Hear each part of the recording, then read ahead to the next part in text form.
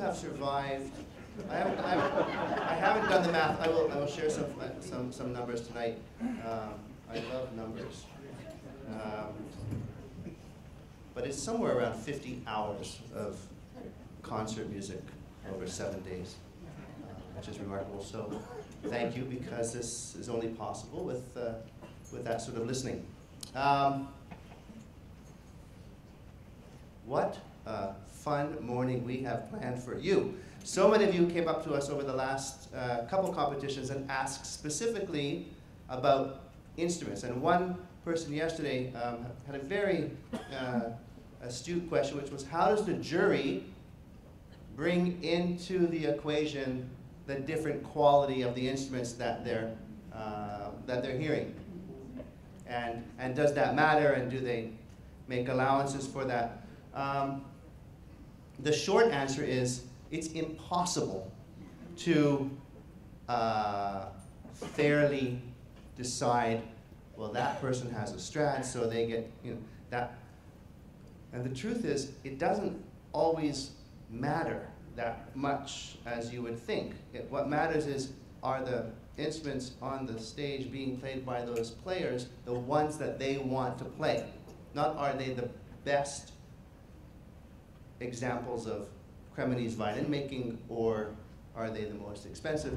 It's, are they suited to that player? So this morning, we are going to focus on the idea of finding a violin that has the sound that the player is wanting.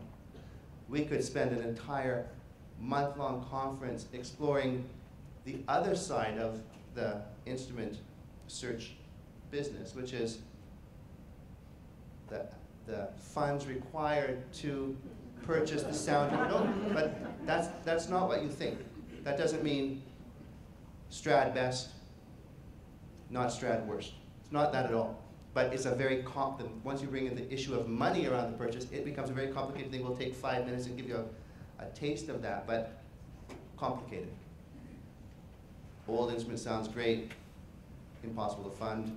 Old instrument sounds great, has a crack in the back, sounds just as good as it did before, costs 40% less. Old instrument sounds great. Everybody said it was a Strad for about 150 years. Last week, somebody said, there's no way that's a Strad. It's now worth $35,000. Great, maybe that's great, I can afford it. So all of that comes in. So we thought, let's just not even go there. Let's focus on sound. And what a group of people we have. From Southern Methodist University, Aaron Boyd, former violinist in the extraordinary Escher Quartet, director of chamber music at Southern Methodist, and directs the Peak Fellowship Program, which is one of the offerings of this competition. Rick Heinel, from George Heinel Company in Toronto, which is the oldest violin dealer for sure in our country, and a dear personal friend. My father bought a violin from the Heinel shop in 1938, so it's great to have Rick here. He was much younger at that time.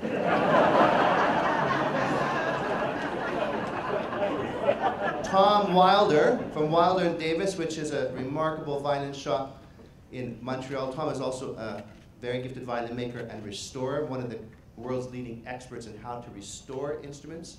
And just finishing your, maybe you're already done. I'm done. You're done. He's done his doctorate, which was from Cambridge, and which was on? The violin is art. The violin as art. Yeah, this is a very good panel.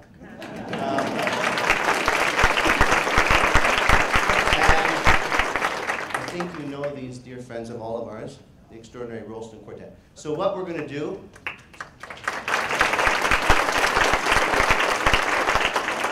very quickly, 20 minutes, we are violin shopping. We're looking right now. Yeah, we're looking for 2 violins. We're looking for a violin for Laurie, and we're looking for a violin for Emily. And we have some that are in the shop. And once they play, I'm going to step out. I'm going to invite our friend Aaron Boyd to walk them through the selection process. You're going to listen. We're not going to, well, you'll go through that process. What we're going to start with, though, is the quartet playing for you. And I want you to pay special attention to the sound of the violins. Just get the sound in your ear of what those instruments are doing in the quartet. And you're going to start with which example? Was it the Debussy? Perfect. Debussy Quartet.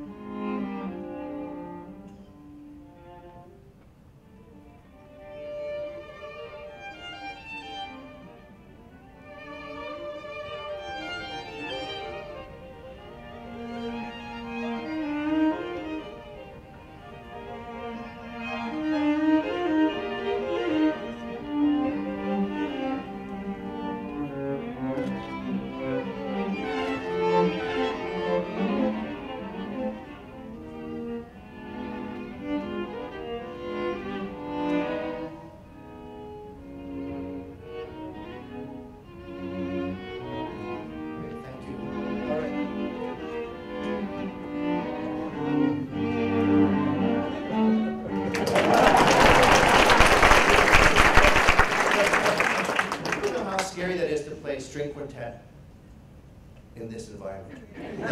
They should get a prize just for the courage of doing that. I would never do that. It sounds fantastic. Man, that's something. Isn't it great to hear this? I mean, you just remember, every time I start the day, this is the greatest repertoire in the world. Okay, Aaron, it's your show. Aaron is now the curator of the Banff Violin collection. All right, well, since we have this unfortunate quartet that now is in the position this morning, hypothetically, of needing to replace both of their violins, you know, the factors that go into deciding what works are already complicated enough just when you're by yourself. As soon as you add the factors of how one violin complements the other, and then what position you're playing in that quartet, what your own tonal prerogatives are if you're a bright-sounding violinist or a dark-sounding violinist, and then you add what's the nature of the viola and the cello that you play with, it becomes actually, if you start to think about it, it becomes an almost insuperable problem. How do you account for all of those things? But, and again, this is to not discuss the issue of financing the purchase. But presuming that you don't need to finance this, this is the Banff collection and we'll give you what you like best. Let's, we'll loan you what you like best. Let's start with something, I understand that you came here with an old Italian instrument. So I've given you something which is in appearance very much like that, but it's more recently made. Why don't we see how that sounds, see how that works in your ensemble.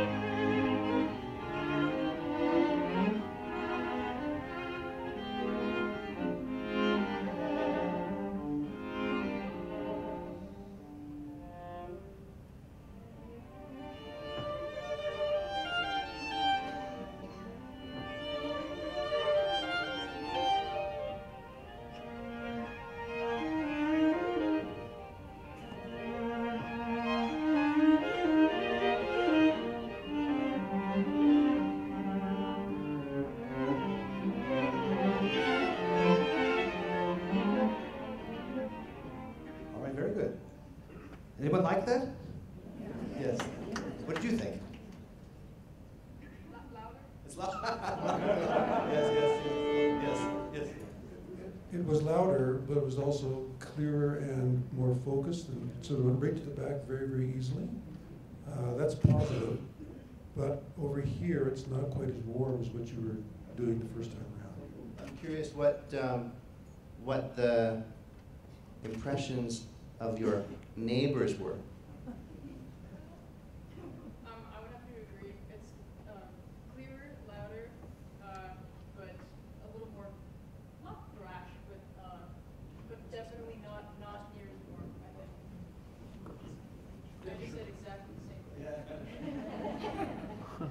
Yeah, I think it's quite typical of newer instruments as a general rule. Okay. It's a bit like wine, that as the wood ages and instruments are played over decades or centuries, then they tend to be warm up with time. All right, so we've got some feedback on fiddle number 1, we'll call it fiddle number 1. That was a contemporary instrument. Let's go back to something older. And without giving too much information, an older Italian instrument again, and see how this reacts with your quartet.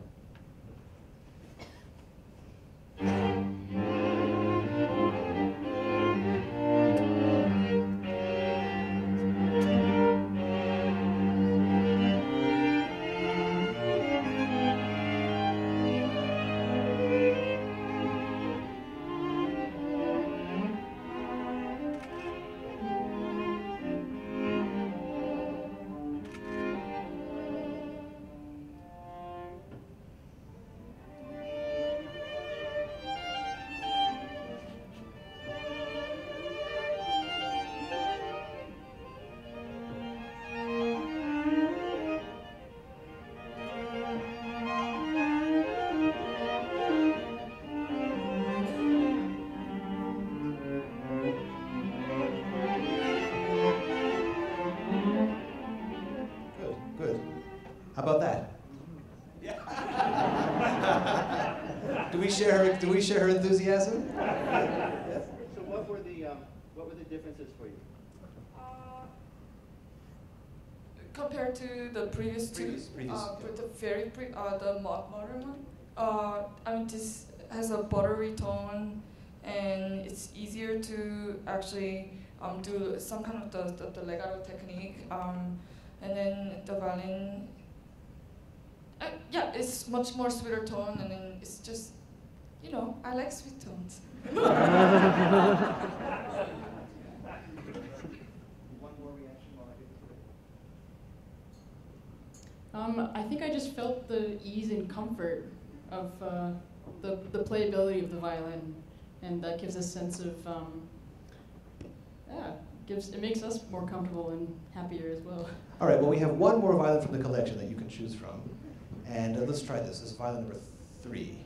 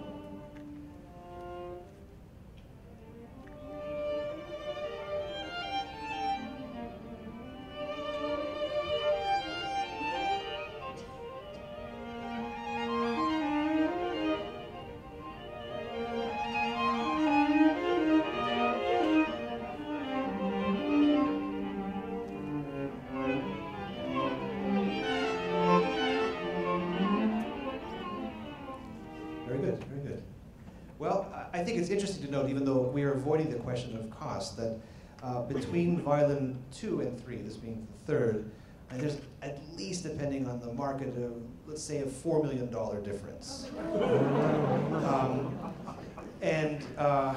That's, you know, and it could be much more than that, depending on the market and that sort of thing.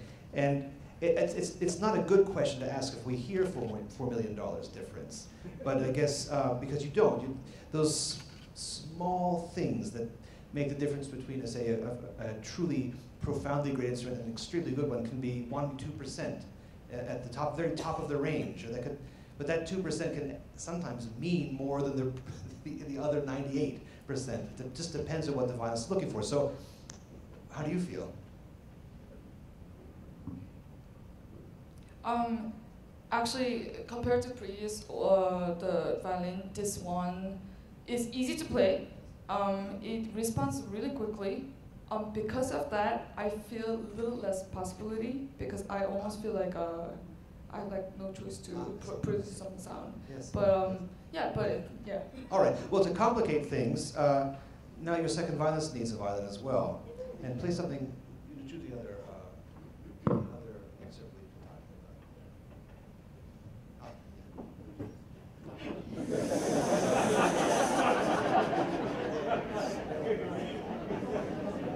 See,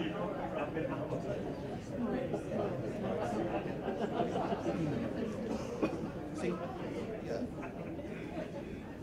Yeah, you take that. Okay.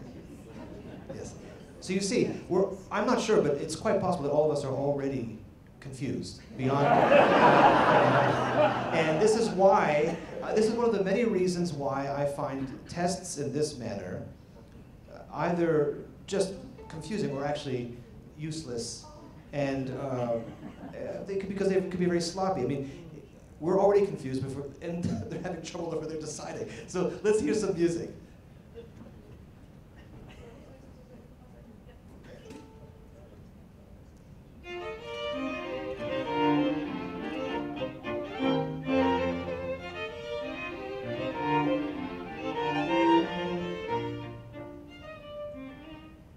That's enough, actually. It's enough.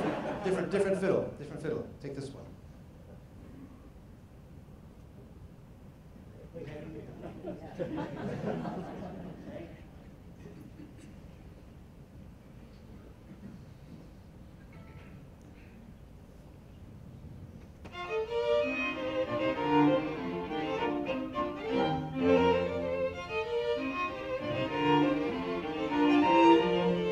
It's good. I think the quartet changed. I think, did we all hear that the quartet changed?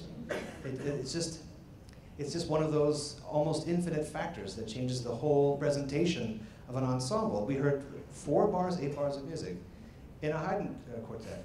And this is why it's almost impossible to do this. I know that a dear friend of mine bought a beautiful Amati viola about 10 years ago. And when he purchased it, the dealer said, "Oh, I have a letter from the previous owner who had been a quartet player for decades." And that owner talked about that he and his quartet walked into the shop in New York. All 4 were shopping for instruments at the same day.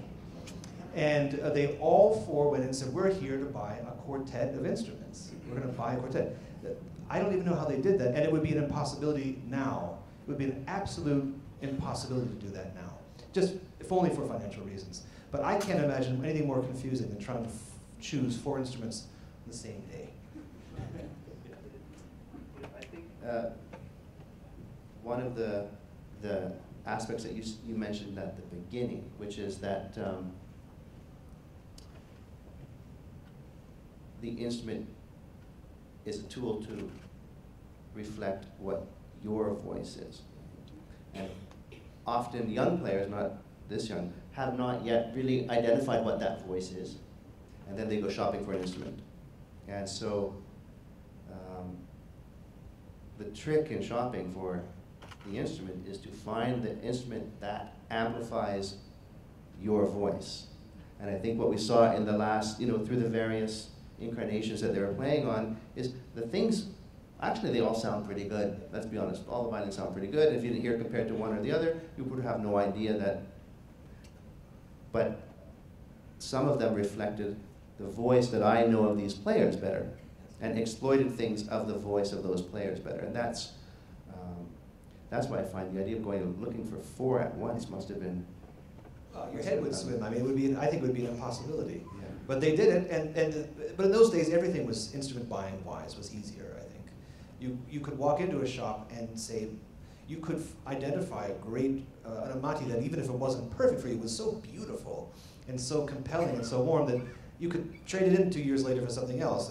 But all these transactions now are so large and so complex. You really have to commit yourself more carefully. So on the stage, I mentioned Rick Heinel, who in addition to having a violin shop, curates and the collection of instruments for the Canada Council, which is the Canadian government's program that loans some instruments to exceptional Canadian violin players. And there's a competition. The first winner gets to go to your shop or wherever you do this, and all the instruments are laid out from the collection, and they get first selection. So for me, the exciting thing about that is not that there's only one Guarneri or there's only one, and so they get that instrument. The exciting thing is that they get the widest range of instruments to choose from to find their voice. And as you go down the second place and the third place and the fourth. It's not that the lesser instruments are all that's left, it's that there's less opportunity to find the instrument to amplify your voice. You've seen that process, right? Yeah, but one of the problems is that actually the player is going to adjust, they're going to change how they play to the instrument so that in fact they find that inner voice, because it's not always, apparent the first 2 minutes or 3 minutes. And they have to try it in different venues because every hall is itself an instrument. And it can have a huge bearing on how they perceive the sound themselves, or if they hear other people playing it. It's another variable, which is one of the reasons that people typically will take an instrument out on approval for a week or two and try it in different places with friends.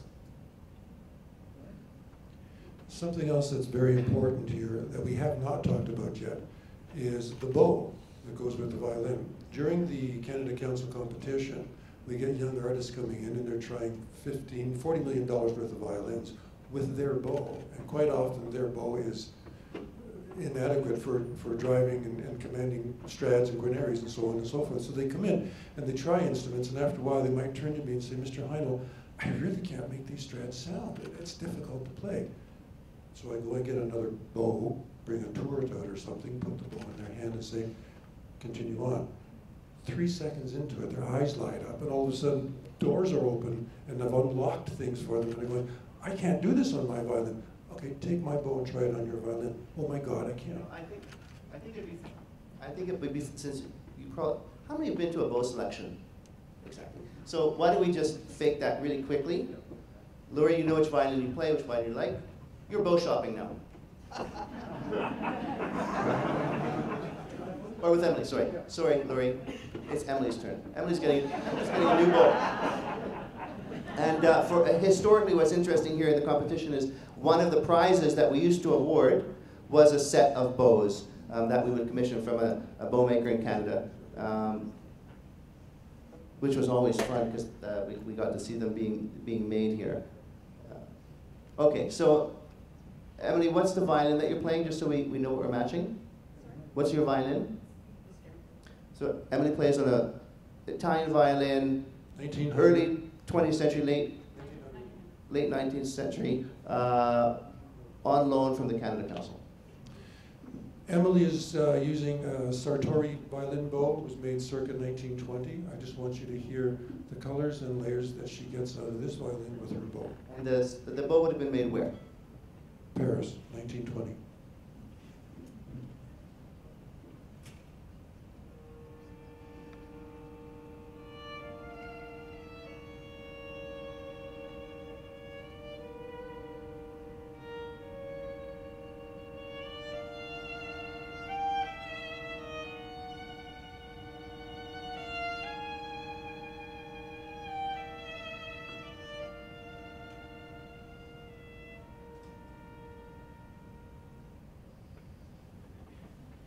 What we're going to do now is listen to a second Sartori, just so that we can go, oh yeah, those two kind of sound similar. Okay, we're both driving the similar vehicle.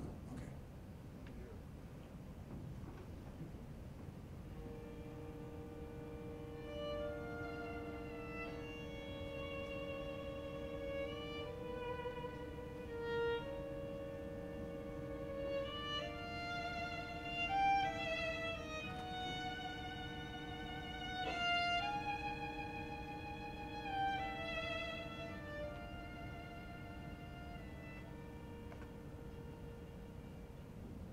Similar, pretty much.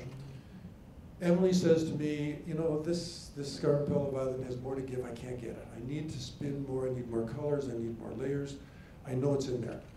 So we go back to circa 1820, and we come up with a Francois Xavier Tourt. He was the Strad of bow makers. He's the one that gave us the modern bow, okay?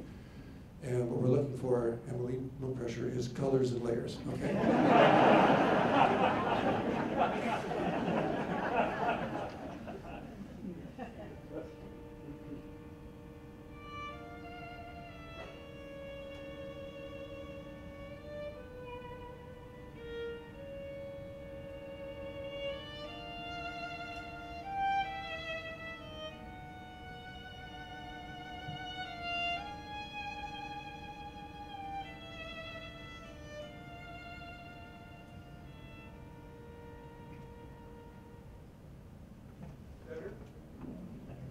The water's deeper, the road's wider, there's more colors, there's more spices.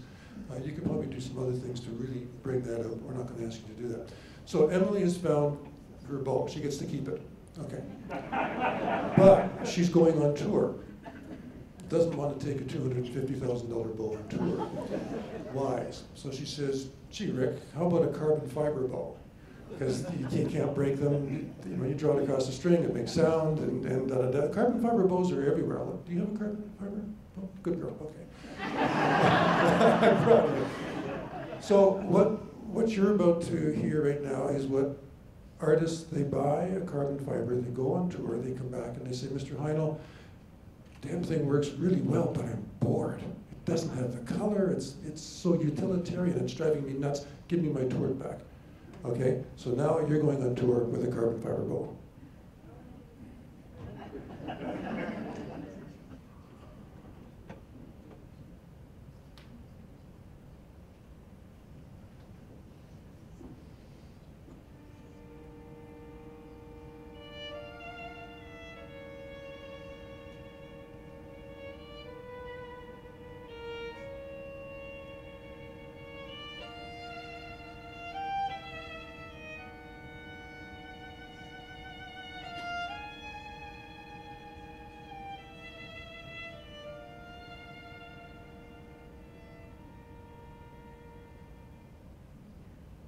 Sounds a little flatter, a little, yeah, boring.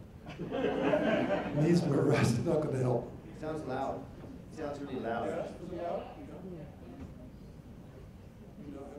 To tour it back. The point that I wanted to make here is that once an artist finds their voice in an instrument, the journey's not over. They now have to find the right hand to complement and get the most out of the instrument. It's quite a journey. It can be a lot of fun. It can be very frustrating too, but I think Emily's got it. Okay, just thank to you. confirm with Mr. Heinel is saying, just a year and a half ago I was on tour in Greece, and my violin, I was using a contemporary instrument which was behaving very wildly, just really wild, and I couldn't control it. And so I used I bought a $35 bow from Amazon Prime. And yes, it was black, it was plastic, it was terrible. But it worked, it worked. And someone said, why on earth are you using it? I said, it's a stupid bow. I wanted a bow that was stupid and it would dumb everything down because the fiddle was being wild. And so even a stupid bow could be useful once in a while. $35. I bought 2 of them, actually. Well, I think taking the price aside, you have to think of bows as paintbrushes.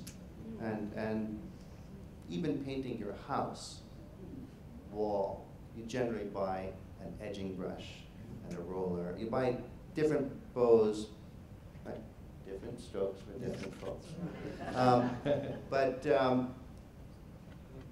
The collecting of bows, because of the cost, has gotten away from most performers of this generation for sure. I happened to be on the jury of the Montreal International Competition about 3 months ago, and they wine and dine the juries. They do a much better job of taking care of the jury in Montreal, because every day is a different restaurant. And I mean, I love the food here, but wine, and this is awesome. I should quit directing competitions, just be on juries. So the violinists on the jury, some of them were really famous, great players from another generation, and they had their cases with them. And so I invited my friend Francois Malot, the bowmaker that some of you remember from BIS, to join us for lunch, and the guys had their cases. And after lunch, Francois asked about what's in the cases. And they opened them up. At that lunch, so as Mr. Amoyal opened his case, he had an unbelievable violin. I don't remember, maybe Strad, probably Strad. And the violin case had 4 slots to hold bows. And I don't remember the specifics, but it was Tour, Pajot, another, like Picard, you know, 200,000, 100,000, 300,000, just a stunning. And then the juror to my right opened his case. So within 10 minutes, there were 12 of the greatest bows I'd ever seen, all in the cases of these beautiful violinists who deserve them, and it's extraordinary to see. But it's a lifelong of collecting, looking for the those brushes that work with that violin and in different pieces. How many bows in your case, Lori? 2. Emily? 2, but I only have 2 bows. You only have 2 bows.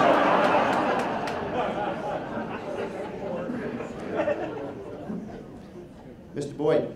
Oh, I'm in a funny situation because I consider myself very privileged to have been able to purchase a beautiful old Italian violin that I absolutely fell in love with. But in order to do so, I had to sell everything I owned.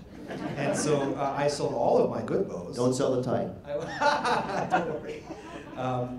I sold all of my good bows, and so I was just telling Mr. Heino last night, the next step for me is to try to find a way to replenish my bow holders, because I sold everything to buy the fiddle. So as you know, I have Amazon Prime bows. And actually I told Barry, it's funny, I've been very lucky in my life. I bought, speaking of François Malo, my first good bow purchase was when I was 19 years old. I bought a very lovely François Malo bow that my teacher recommended. And then when I went to I was going to buy a teacher Sartori, and I sold it. I sold the Malo. And about a month after I sold it, I went into the shop where I had sold it, and I saw it laying there, my bow laying there, broken. And I said, what happened? And she said, oh, the poor kid who bought it, first concert, he was coming off stage, and he caught on the curtain, and the head popped off. So I said, well, what are you going to do with this? What are you going to do with it? And she said, well, we're going to send the frog and the button back to Francois. He'll make a stick for it. I said, well, what about the stick? She said, we're going to throw it away. I said, no, let me have it. So I had it repaired, and I put some random frog on there, and that's the bow I use all the time now. So I sold the bow, and I got to keep it too. I know that we will run out of time quickly, so I want to move into some questions from you, which might lead the conversation to some other. Yes? A comment as much as a question. I have a very good friend who's a principal violinist of a major orchestra, and she plays 2 violins. The orchestra violin is a really fine Strad, and her personal violin is a LePault. And her claim, and I'm not sure if it's psychological or if it's real, is that she can make essentially the same sound with either violin, but Strad is much easier. And I wonder how much of that enters into it. Is making it easy a major factor in choosing these instruments? You probably didn't hear that. He talked about a concertmaster of a major orchestra who's got 2 violins, one of which is a Strad and a Lupo. But the Strad that is much easier to play. And so I guess what we're highlighting here is playability or ease of playing of an instrument, because it's not just the sound, it's whether it's physically comfortable, whether the sound comes out quickly, easily, and you can actually get that sound that's in your mind's ear without working too hard. Well, I will say that that playability as a concept is like the final frontier. It's one of the final frontiers for the finest contemporary making. I know that for years, the best contemporary instruments have excelled and competed very well on the basis of projection in a hall, clarity, as we even heard in the very short examples today. They have excelled and sometimes outperformed fantastic old Italian instruments in the realm of volume and output and clarity, that sort of thing. I think that a glass ceiling for contemporary making has been this playability issue.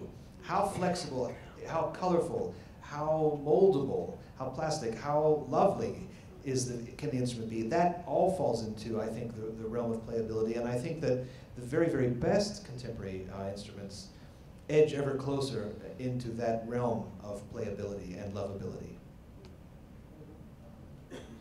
We were talking last night, because we both actually have access to old instruments and new instruments, but we both have new instruments made by Sam Sigmantovich, who was here just a few years ago giving a lecture. I think it's fair to say they're wonderful new instruments.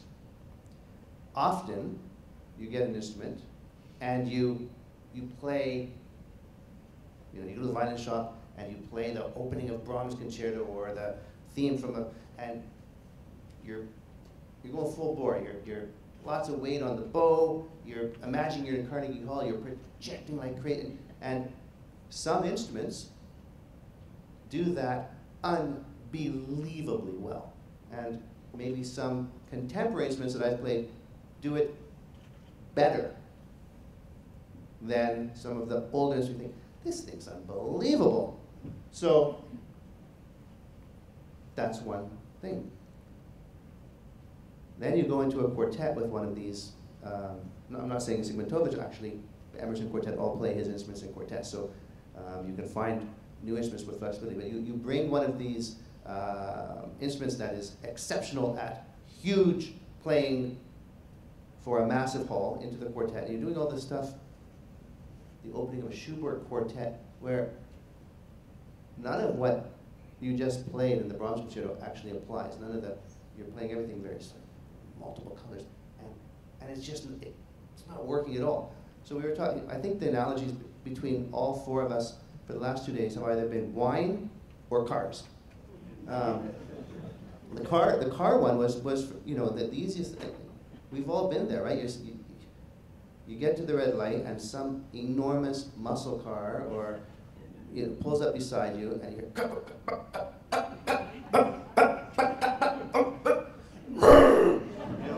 and it's only happy when you hit the gas and it's going at 60 or 100 or 100. It's wonderful. You hear car drivers saying, when it opens up, it just sits down, just sails along. I don't have to touch it. It's amazing. You go to the red light where it's doing 1 mile an hour. It's like the worst possible vehicle for city driving. And I think quartet playing is city driving. You're stopping, you're going, suddenly there's an opening, you got 10 meters, sharp turns. Oh, there's a cop, be very quiet. And that's a very specific type of instrument.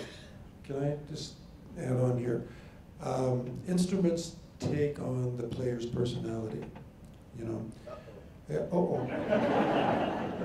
Getting back to cars just for a second, if you've ever driven stick, right? You have your car and you've got 100,000 miles on the thing and it's your clutch. And somebody borrows it, gives it back, you jump in your car and go, whoa, who's been driving my car? You can feel it.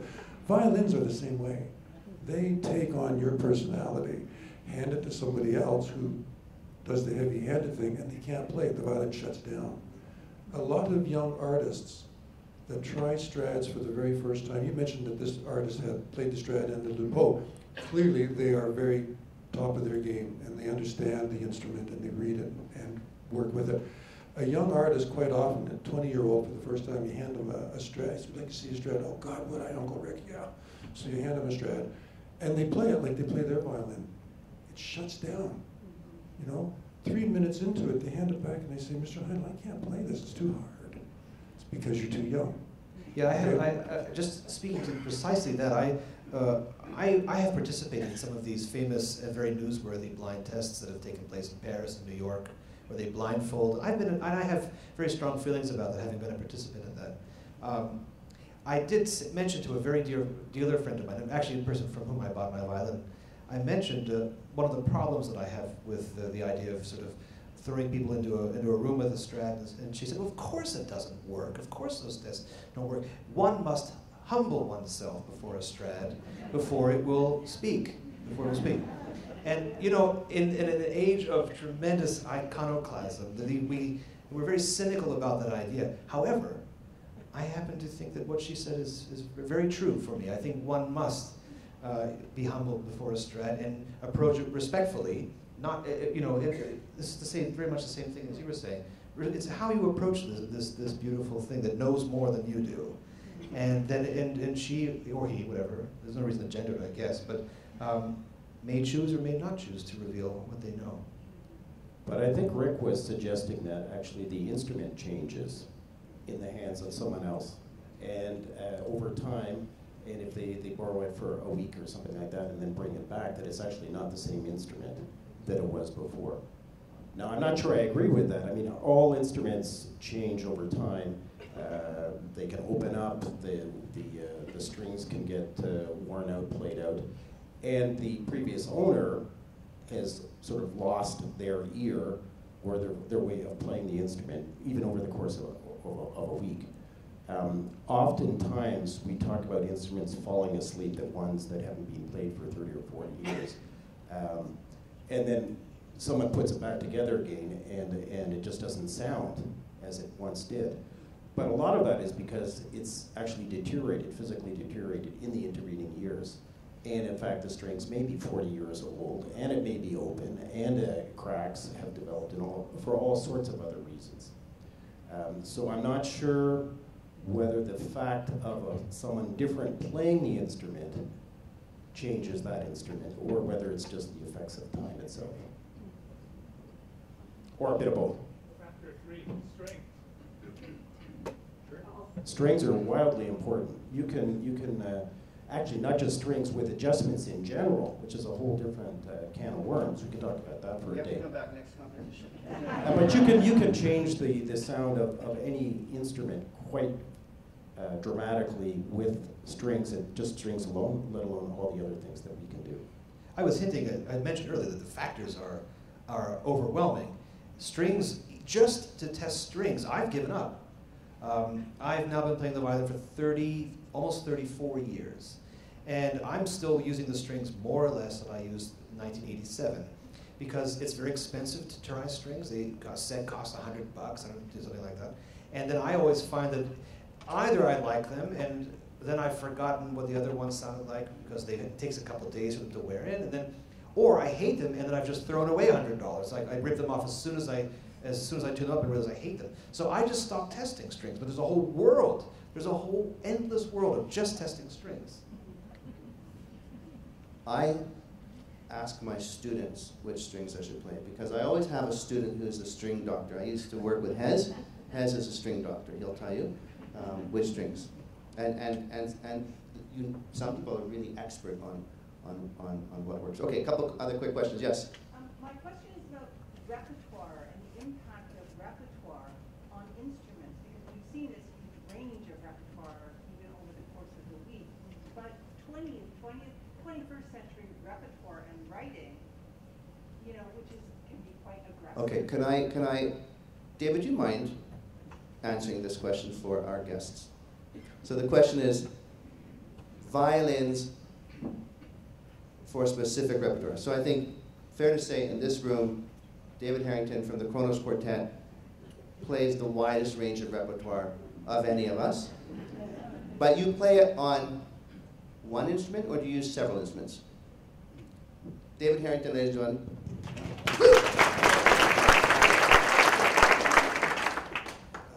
Well, I have two instruments in my case. One is for two pieces that we play in our repertoire. So there's two A strings and two D strings. And that's for a very special effect. And the instrument has not been adjusted, and I haven't changed the strings for 5 years. It hasn't been adjusted for 50 years. It was the violin I played when I was in junior high school. And the fingerboard is not even, and so the intonation is always a little off, but that's exactly what I want.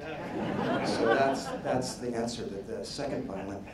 The violin that I normally play is one that I actually, when I was in high school, Mark Sokol played that instrument, and I just loved the instrument, and then it became available to me in 1973.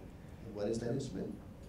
You can't really read it. It's somebody test story from 1721, and some people think it's not that, and I don't even care, because I love that instrument, and we've been together all these years, and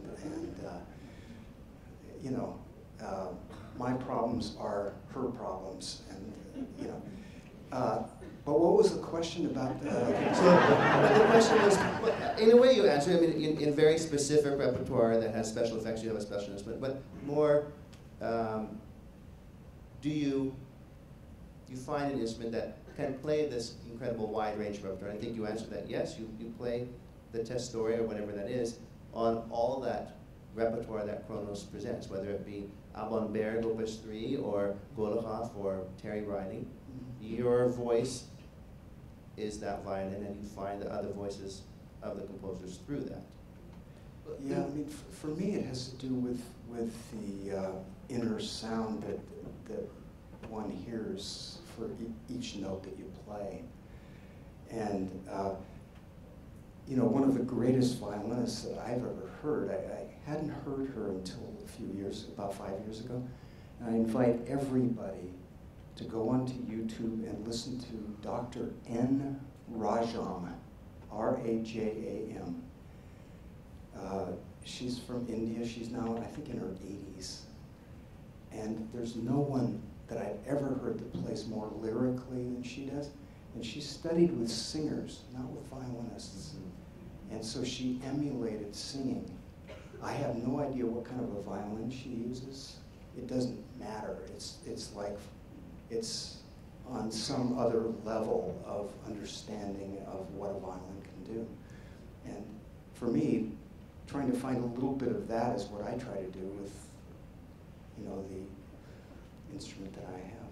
Thank you, beautiful. Another question?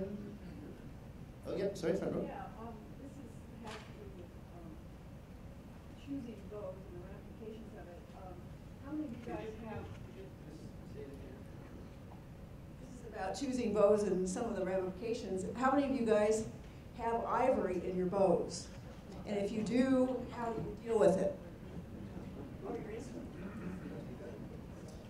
Yeah, well, the rules keep changing by the month, and how to deal with it keeps changing. But ivory in small amounts that you're going to find in a bow. We have a lawyer working on behalf of the industry of musicians and violin and bow makers. And in fact, we are now allowed to cross borders with the proper documentation. Is this true in the U.S. as well? With the proper documentation, yes. The trouble is actually finding someone qualified at the border that knows the rules. Well, this is the big problem, because you might have all the documentation that you feel you need, but if you get a border guard that's in a bad mood, having a bad day, they can seize and destroy it. It's their choice. Just to clarify, the ivory that we're talking about is on historic bows. Nobody's using, there's no use of modern ivory.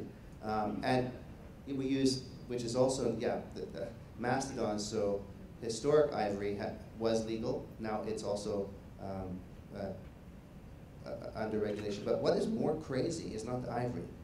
It's the fact that on bows, there are often little pieces of mother of pearl, which have no risk of endangerment, but are a fisheries and oceans product. And to enter the United States of America with a fisheries and oceans product, if you were to follow the law, there are 2 points of entry. Newark, and I think LA, I can't remember. Newark is one of them. That's it. You have to apply 60 days before for entry. That's a $250 application. And you have to enter at that point and present your bows, get the paperwork and cross through. Now, nobody does that. Nobody that I know does that. But the penalty for not doing that is confiscation. And I actually do know one person here who had a bunch of bows confiscated because they had modern mother of pearl. So it's crazy what is required. I just want to add to that, to the crazies at the border. 2 years ago, I had a client that wanted a viola from me. Hess is playing on a viola, right? We packaged it up, called it a viola, said where it was made, circa dating, country of origin, blah, blah, blah, blah. I get a phone call a day later from U.S. Customs wanting to know what kind of soil the viola is in. And I said, sorry, there's no soil in there, it's a viola. And they said, oh no sir, it says right here that a viola is a little pink flower and it's an endangered species. So I said, open the damn box and take a look. Well, we can't do that. You have to fill it. Anyways, it took 2 weeks to get the viola clear. It arrived safe and said, that just shows you how something can slip through the cracks of intelligence. Right? I think we have time for just 2 more questions. Yes? Speaking purely as a listener about repertoire, there's a lot of pieces, and the Debussy Quartet is one of them, and I noticed that the long, slow chords near the end of Mr. Whittall's piece was from different players, presumably different instruments. They can sound not only totally different, but the harmonies come out differently. Okay, I so presume they're playing the same notes, so what is going on? So we're going to try to bring that question back to the violins. So the question is, in certain repertoire, there are slow chords that are played in the group. You've heard them repeated at the end of Mr. Whittall's piece. There are long chords. They sound vastly different. You're actually hearing even different notes sometimes popped out. And so what is that about? That's about voicing. That's about deciding in the quartet what they want you to hear and manipulating that sound real time, hundreds of times a minute by nuances of slight variation in pressure, some conscious, some unconscious, slight changes in the angle. And so in a way what you've identified is the incredible need for the tools to do that. So we talked about the playability, the number of, I think any of the cheap $100 carbon fiber bows and the cheap violins, you could sit down, you could play a nice chord, it would sound very beautiful. When you try to actually voice that chord and bring the G sharp in the second violin to have a certain hue of sound, and we wish you have the equipment that will respond. Otherwise what happens is your artistic choices start to be guided too much by either the limitations or the possibilities of the instrument. You want the instrument to not limit, but to open and talk to you and say, that's a really good choice of purple, but have you tried this one? And the lesser instruments, I'm not talking about money, the lesser instruments, you know, can't do that. We have a dear friend who is an aficionado of contemporary instruments, and he has a very beautiful Strad that he more or less keeps in his closet in New York. He just doesn't use it. But he does tell me, he admits to me, sort of in a lowered voice, that occasionally when he goes to a summer festival, he'll take the Strad, because even after all these years and all of this excitement over fantastic new instruments, the Strad still suggests ideas to him that he hadn't thought of. That is the mystical experience of playing with a profoundly great instrument. That it will still suggest. I had that experience even when I bought my own violin. That I had this bizarre sensation that it was thinking faster than I could, and suggesting things that I'd never thought of before. And I can't even explain it, but that's very much a part of this whole voicing. We had an experience here a few years ago in one of the masterclass programs in the summer, and which brought some of the greatest faculty of our time to the center. And there were 2 remarkable viola faculty that were, one was teaching for the first 10 days and the other for the second 10 days, and they overlapped by 1 day. They had not met each other. They're both very, very renowned violists. Miguel da Silva, who has been on our jury, one of the great former violists of the Isai Quartet, massive career. Everybody knows Miguel. Roberto Diaz, amazing viola soloist, president of Curtis Institute. 2 really great powerhouses. And they were, I was excited that they both had mentioned, I've never met Roberto, I've never met Miguel. So I was excited that these guys are going to be in Banff, and I get to introduce them. That's fantastic. So they're in the music building, and I see Roberto coming down with his case, and I see Miguel. I introduced them. They were hilarious. They're like, oh, Roberto, it's great to meet you. Miguel, you've got the, they knew which instruments were in the cases of each other, and all they wanted to do was not to talk, not share, they swapped cases with each other's studios and played for like, I've always wanted to play the, do you mind, can I take that in my time? It's unbelievable. Those were two of the best violas, and the excitement of those guys to have access to each other's instruments was just like, wow. Now, they were great. One was a Bergonzi viola, $1 million viola. The other was the Amati viola that used to belong to William Primrose, which, interestingly, to bring it back to Banff, when Mr. Primrose was on our faculty in the late 70s and 80s, that viola actually spent many summers here. Okay, I think we do have to end our time here because it's time for the final round of the competition. What instruments did we hear? Oh, okay, yes. What instruments did we hear? Aaron, I'll let you take that. Well, there was a contemporary, I don't even remember now what the numbers were, can we just, we'll dispense with the order. There was a contemporary Chinese-made instrument. There is the Scarampella, which is a circa 1900 Italian instrument, Mantua. We did hear an early 18th century Stradivarius, and a very beautiful early 18th century Venetian violin, Tononi, and I think that's it. Oh, and a very fine modern Canadian violin, made this year. Anyway, yeah, it's still green practically, and so you heard the full range actually. You heard the full range. And I think some of you know this, but you mentioned the Tononi violin, which was the violin that was played by Thomas Rolston. And the Rolston family loaned that instrument to Lurie, so it's always great to have that violin back in Banff. Yes? That violin was one of the violins that Zoltán Zekai played, who lived in Banff and had retired from the Hungarian Quartet.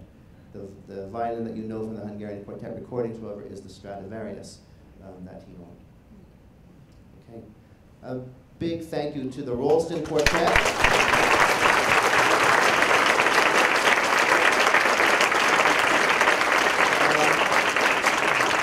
Thank you to our dear friend from Southern Methodist University, Aaron Boyd. Thank you, Aaron. Tom Wilder from Wilder and Davis. And Rick Heinel from George Heinel Company in Toronto, who I think gets a special thank you because not only did he fly out specifically for this, it's during the week when his shop is moving after how many years in one location? 50. 50 years. So he's had a tough week.